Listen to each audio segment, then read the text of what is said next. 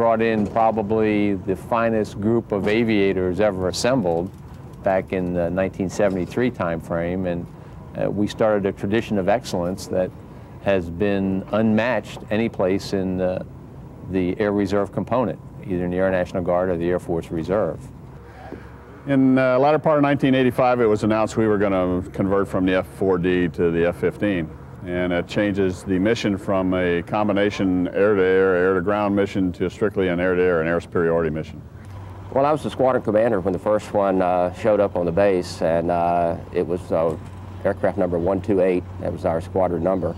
So in 1986, we started receiving the first F-15s. At the same time, there were a few pilot vacancies available, and we went out looking for some very experienced F-15 people to come into the unit and help us make the transition. And when the Eagle arrived, it brought magnificent combat capability.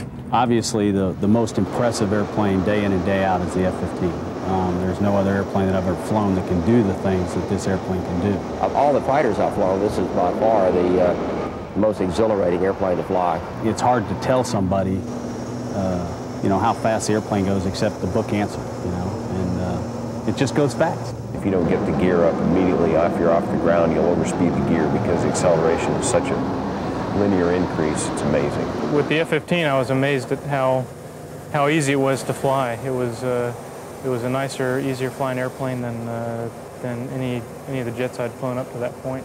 Well, just the maneuverability, it's 9G capable, and the speed, it performs very well as far as the basic speed and everything else, but just all around airplane, just a blast to fly. Very powerful bird where you can just pick a cloud, pick the top of it and go fly over the top and go upside down and look at the bottom and do it again if you want, just because you can. Just the beauty of being up 20, 30, 40,000 feet. You know, until you go over upside down of 15,000 feet over a cloud and float down the backside, I can't describe that to anyone. It's hard to describe. I think I've thought about that and tried to figure out what it is that makes it real neat. I think it's got something to do with the power that you're trying to control or are controlling. It's amazing. You don't even think about it sometimes until you get going fast down low and you get your power up and the trees start going by in a hurry. You get down low, you can go low and fast, and you can honestly see that you're moving 500 knots across the ground. It's just a feeling of not being earthbound, you know, like a lot of people end up being. Not that being a pilot is the only thing in the world to do, but I don't think there's a better job.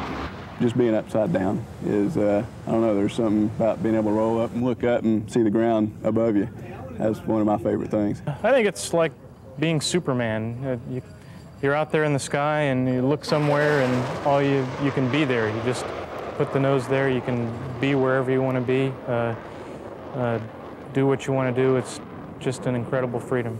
Looking at the lines of the airplane and how sleek and how smooth the lines of the airplane are, and just thinking of all the fighters that have been built. I flew the F-4 and looking at the F-15 up there flying today, even thinking about the new advanced tactical fighter, there just hasn't been an airplane built with as nice a lines. It's as smooth and as clean and as good a looking airplane as what this one has been.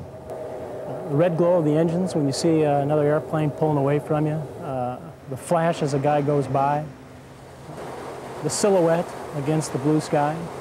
Those are the type of things that I think will always flash back in my mind when I think about flying the F-15. I think the most part, it's fun. Ever since I can remember, probably 6 or 8 years old, I used to really want to do it. My dad was in the Air Force, and we were based down in Homestead, Florida. And I saw him flying every day, so that's when I decided that was pretty fun. I decided I wanted to fly when I was about 5 years old. When I got married, my mom gave my wife a picture, our photo album of me growing up. And when I was 5 years old, there's a picture of me standing in front of the Thunderbirds when they're flying F-100s.